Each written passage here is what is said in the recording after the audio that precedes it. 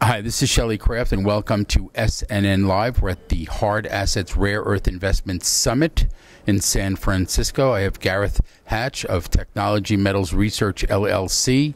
He's a speaker, and I know he's too humble to admit that he's an expert, so I'll do that gently. Welcome to SNN Live. Thank you. Good morning. Good morning. So tell me, what did you speak about? So this morning I discussed the recent dynamics of the supply and demand for rare earths in this sector, and also some of the issues of pricing that the sector has faced in the last couple of years. Could I ask you a general question about the topic? We hear the word metallurgy.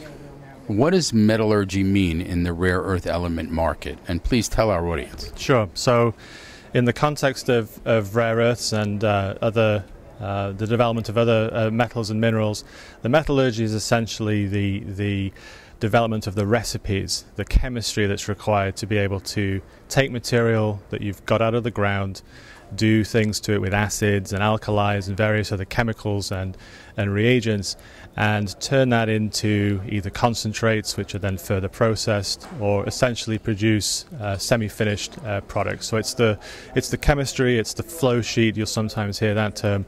It's the way of getting from A to B, and it's a very important step for any of these projects. Now, some of these companies have good metallurgy, and some don't. Correct? What I would say is that some have well-developed metallurgies, well-developed flow sheets, and some have developing flow sheets. These are very difficult projects, in some cases very challenging minerals to process. They've not been researched very much in the past, so there's a lot of work and research that has to be done. So you could say that some of the projects that may not have a very well-developed project will require further R&D, further work to actually get the metallurgy. And of course, at some point you have to say, maybe we can't do it. And so that's the challenge that some of these guys face. And you're diplomatic. I like that. I try to be. What do you think is the most important thing that an investor can gain from coming to a symposium like this? Well, obviously there's exposure to the different companies, the different entities operating in the sector, but also there are folks that show up and speak at these events that have very deep knowledge of particular aspects, whether it's the technical, whether it's the financial, even the political and the strategic sometimes, and getting access to those folks and talking to them in the hallways or during the breaks is for me as much a part of these conferences as the actual speakers and the presentations that are given. Now, it's almost implied that you're a technical version of an analyst in this sector. What do you think from the standpoint of bullish and bearishness on this sector?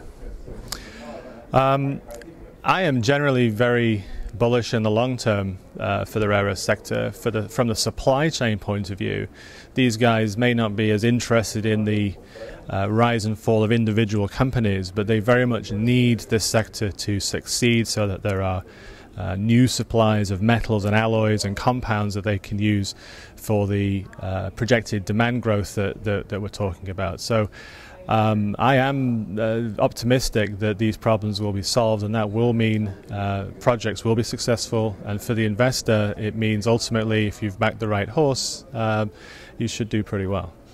What's your background? So actually, I come from the permanent magnet industry. I was a magnet designer for a number of years, magnetic systems. Before that, I did research on alloys that contain rare earths. So I'm a sort of scientist engineer type that's sort of drifted into the commodities and general supply chain analysis arena. And you have a magnetic personality, of course. Thank you kindly. So what's your website? So our website is techmetalsresearch.com, all one word, and you can find us on the web if you look for Technology Metals Research. That's another way to find it. Well, I was in there, and it was a full house in that room when you were speaking, and you speak quietly, so it had to be quiet for them to all hear you. Well, you got to draw people in and have them hanging on your every word, right? So there you go. You got it down to a science, ladies and gentlemen. Gareth Hatch, Technology Metals Research, LLC. a very fine speaker, I might add, and I want to thank you for coming on to SNN Live. It's good to have you. Thank you. You're welcome.